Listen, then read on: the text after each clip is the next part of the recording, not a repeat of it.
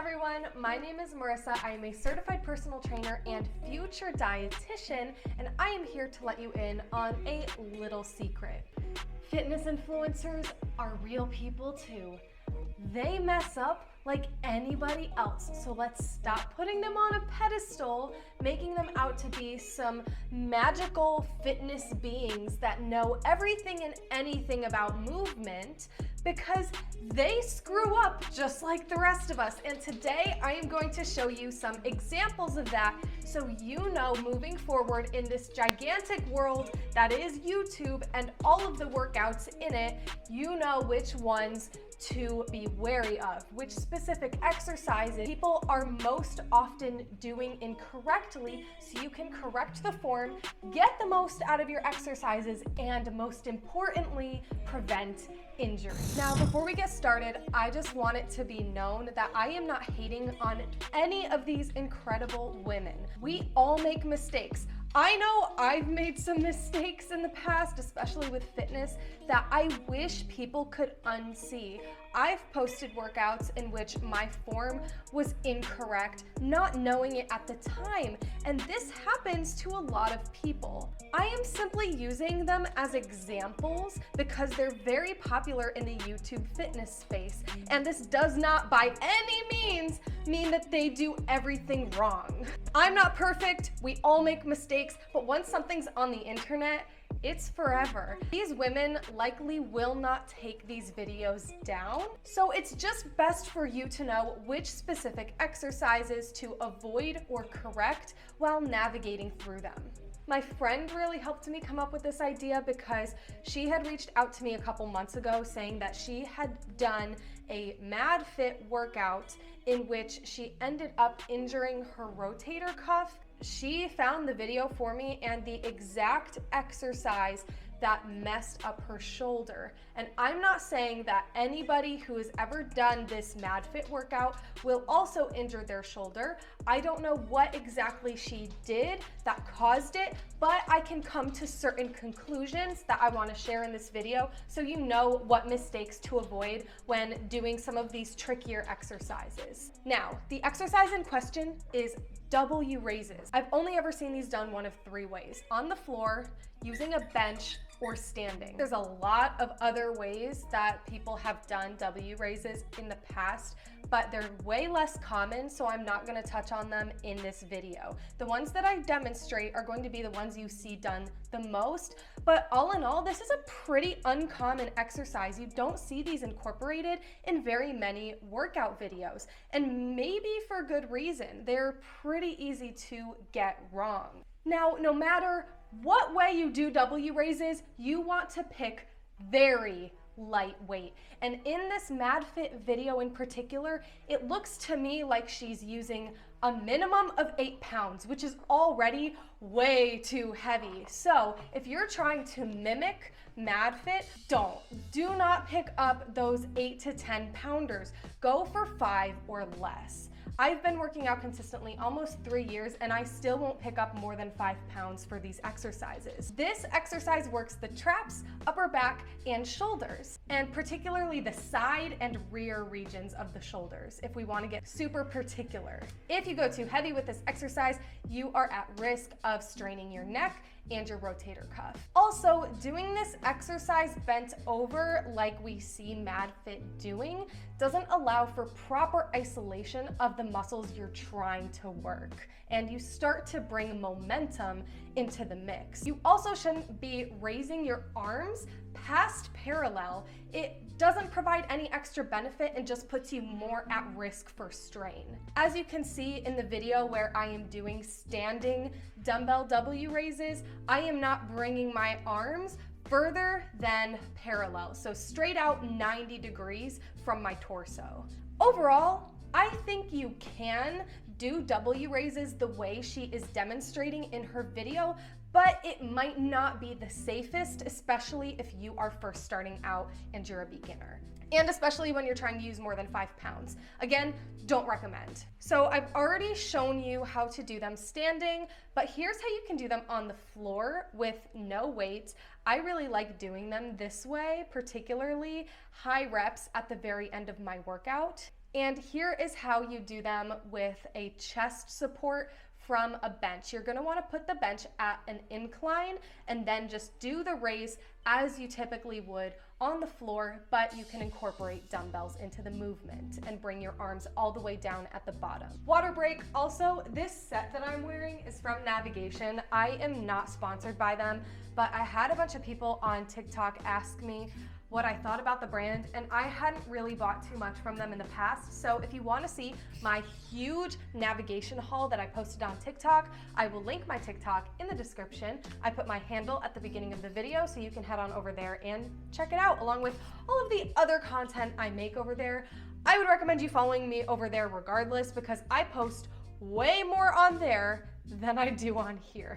For good reason. This takes so long. If you subscribe, I will definitely be making more videos in the future on this channel. And if you hit the like button, that'll let me know that you like this type of video. And I can make so many different parts of this. I'd make this a whole series. We're talking about 5 different exercises in this video, but I would absolutely continue this on. There are so many exercises that people habitually do incorrectly that I would love to talk about. The next 2 exercises we're going to be talking about are very similar to each other. That's why I grouped them into the same category. They are butt blasters / donkey kicks and leg lifts. So when you're on the floor on your hands and knees and lifting your back leg up to target the glutes. One of my followers on Instagram sent me this fitness blender workout because she said she did it all the time. She did it religiously in high school, and all these years later has low back problems.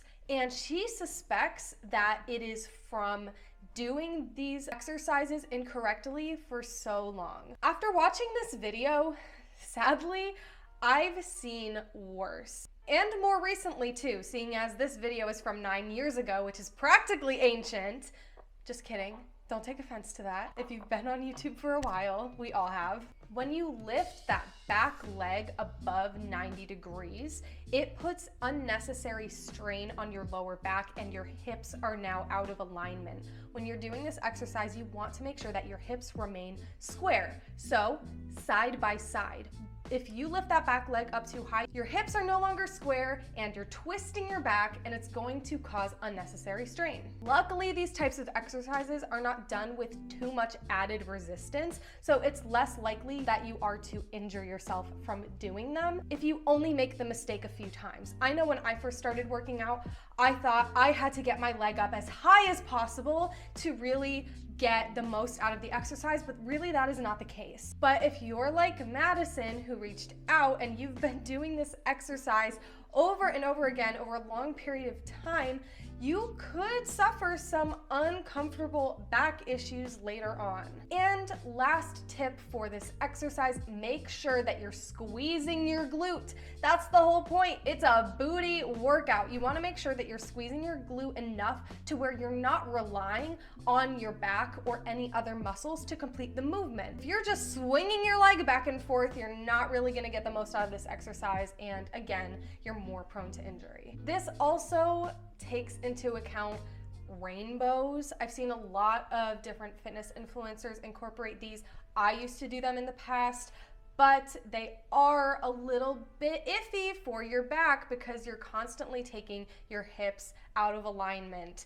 They're no longer square when you're doing that arc. They can be done safely, but you don't want to make the biggest rainbow possible. And I will show you a clip from Gabriella Whited.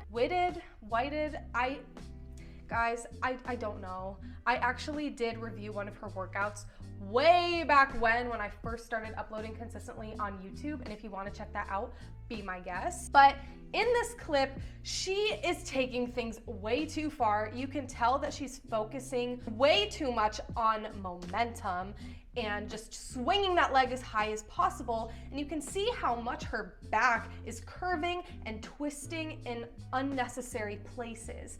If you do that too much, especially with added resistance, you are going to have problems down the road. So please be safe when you're doing these exercises. Next exercise is alternating lunge jumps. I actually had another follower of mine reach out and say she dislocated her knee doing a very popular fitness influencer's workout. But when I went back and tried to find the example, I couldn't find the influencer doing it incorrectly. So I'm gonna leave that out and just focus on what you can do to make sure you do these in a safe manner, and also provide you some modifications if you're just starting out and you don't feel super comfortable with your balance and overall movement and synchronicity, that you have another alternative when you're doing workouts, especially YouTuber workouts. If they're not providing you a specific modification that you need, you can look to this to make sure that you have an alternative and you're not going too far out of your comfort zone to a point where you could risk injury. So here are my 3 big tips on what not to do when doing alternating lunge jumps. 1, you do not want your knee to be hitting the ground when you land. That's gonna cause major injury depending on how hard you hit it on the ground and how consistently you do that. Make sure that there's at least a couple of inches between the floor and your knee when you're coming down from that lunge, like I show you in this video. Make sure that you also don't have too wide or too narrow of a stance when you're landing. If you're too narrow or too wide, either way, that can cause some balance issues, cause you to fall, slip, do something that is not going to be very helpful to your long-term fitness success. And also, please make sure that you are bending your knees enough at the bottom, springing up, and landing softly. Do not land flat-footed. That is going to cause way too much impact. That impact can shoot up to your knee and be very painful. Notice in my video how I'm really catching air by bending at the bottom, and then how softly I'm landing. I'm using the ball of my foot into my heel rather than just planting my foot on the ground right out of the move. And it does take some coordination to do this move correctly. You gotta get in a good rhythm and good flow. So if you wanna work your way up to these, here are some modifications you can do. You can do alternating lunge jumps with a hop in between, so you have a little bit of extra time to figure out what your next stance is going to be. You can do hop and then hop back out on the same leg, or you can do them alternating to get you closer to being able to do the full movement. You can also just do regular forward lunges, and that way you get your lunge form completely down before attempting to add a jump in there. And you can do jumping lunges without alternating. So you're going to be much more likely to jump up and land in the same position because you're not switching your legs mid-air.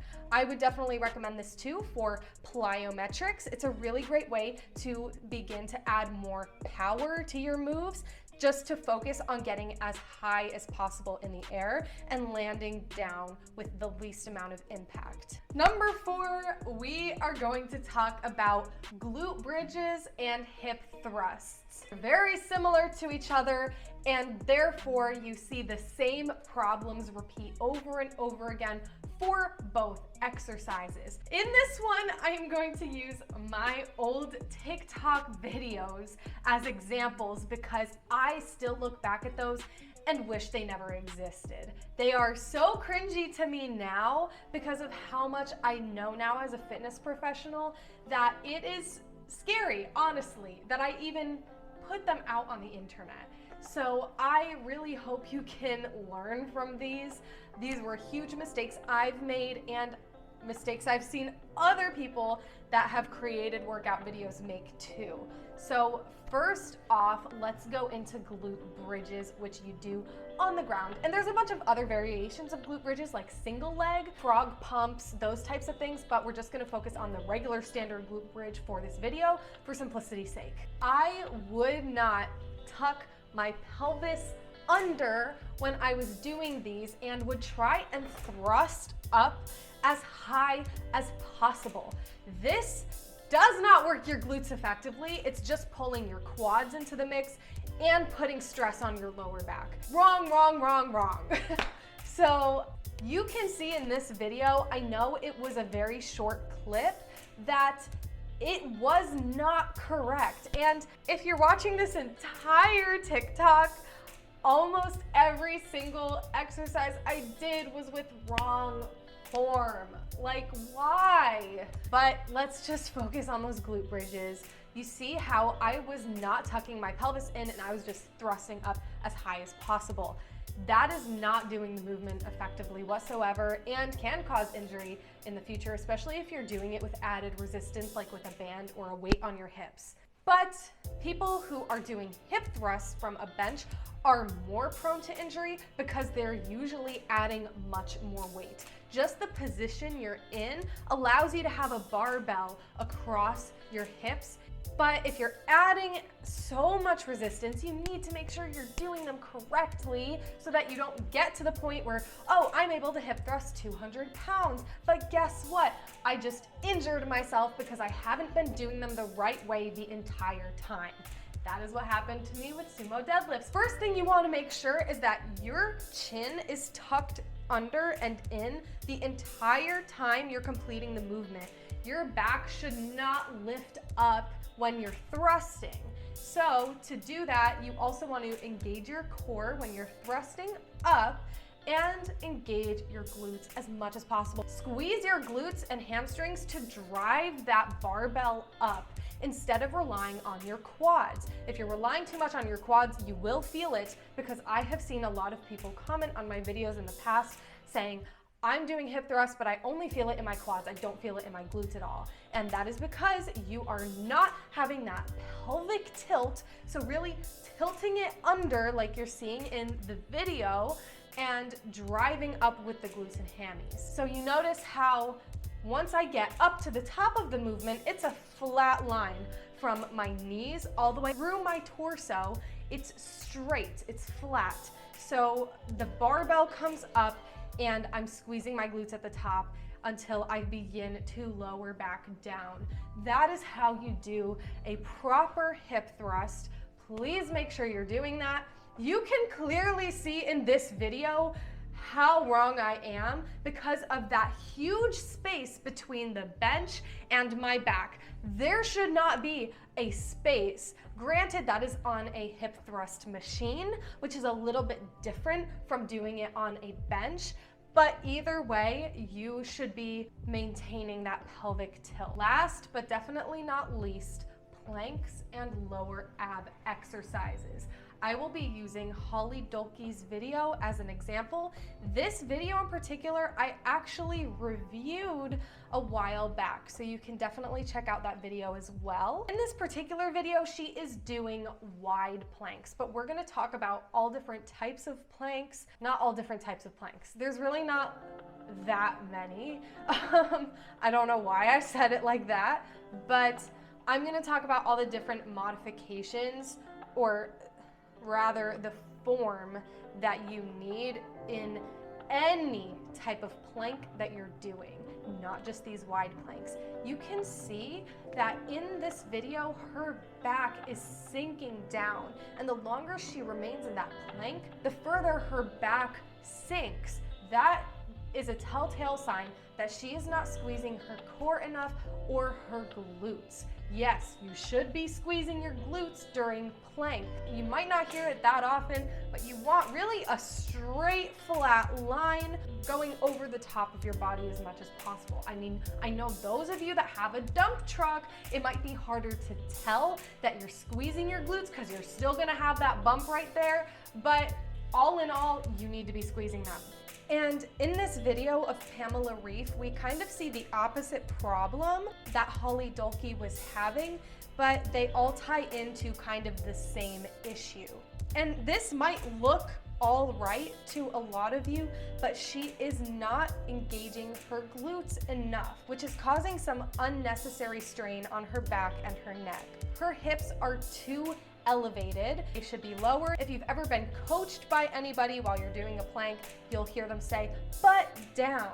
And that's correct. Granted, your hips shouldn't be sinking like Holly. Really focus on engaging your core. This is a very good core stabilizing movement. You need to have a strong core in order to do these for a prolonged period of time, but you also need to have strong arms, triceps, shoulders, glutes, hamstrings, back, all of those things, and they all need to be tightened up at the same time. If you let one thing go, it causes overcompensation on another muscle, which can overall lead to muscle imbalance and injury in the very long term. Now for this next one, it may look like I'm nitpicking because you'll have to look a lot closer to spot this one, but notice how Holly's lower back is not making complete contact with the ground during this lower ab exercise. And I find this happen a lot with lower ab movements in general. She's pulling other muscle groups into the equation to make the movement happen when ultimately she wants to be focusing on those lower abs. You will feel a much better burn from tucking your chin in and tucking your pelvis in, like in this demonstration. It actually makes the exercise feel more challenging. Like, you'll notice a big difference when you tuck your chin in and maintain contact between your back and the floor. You will not only feel this in your lower abs, you'll feel it all throughout your abdominal muscles. Just to make sure that if you're doing them this way, your chin is completely tucked in, your shoulders are rounded enough to where you're not putting strain on your neck either, because that can also turn into an issue. Your neck should not hurt during ab exercises. Nothing should burn except your abs usually, unless you're doing this style of movement like these hover open and closes or leg raises where you're using your legs and you're moving your legs up and down or side to side. I definitely feel those in my quads, in my hip flexors, rightfully so. But overall, you should not feel unnecessary strain in your lower back or your neck at all during ab exercises. I really hope this video was helpful to you. Again, please let me know if you would like another edition of this style of video, and subscribe, like, all the good things. Share this with your friends that are just starting out at the gym or just starting out working out in general, because these are some key mistakes that I made when I first started working out, and I still see the mistakes happening even with these big time fitness influencers. They're still making the same mistakes. So if you're going to be watching them, if you really like their workouts and you're mimicking their movements, you want to make sure that you need to tweak some things in certain areas to make sure that you don't hurt yourself. Now, again, no hate to these women. I have reviewed a lot of their workouts on my channel. Pamela Reif, Holly Dolke, Mad Fit. I've reviewed all of their workouts before on my channel, and they have some really great stuff. So I would never say, oh, completely avoid this fitness influencer. Obviously, if they've made it this far, they're doing something right. So I would never tell you to just stop doing their workouts. I haven't seen anybody who has been like a complete danger to society on this platform yet, gladly, when it comes to workouts, but I'm always searching. I'm always making sure that people know their stuff and things are going the right way so that you at home don't have any issues. This is all for you. I really hope you got value out of this. Before we leave, I would like to share something that I am super excited about. Let's go. Freebie was kind enough to send me this beautiful X bike that I absolutely love. It was pretty easy to set up regardless of the size, and it's pretty much just a one-of-a-kind gamified studio cycling and strength training hub for everyone that's working out at home. So this is great for everybody watching this video. And you have access to unlimited on-demand courses led by ex-SoulCycle signature instructors and world-class trainers. The music is super high energy, and just the choreography in general is super well designed. These workouts are gamified too, so you can challenge your friends and family to move up the leaderboard. You can score your combo streak on the beat, and programs and challenges reward you with gifts. Of course, your package comes with the bike itself, but it also comes with a rotatable 22-inch touchscreen that has HIIT, bar, yoga, boxing, and more. So it's not just a spin bike. If you want to level up your fitness, I'm going to leave a link to the X Bike in my bio for you, and I will see you next time.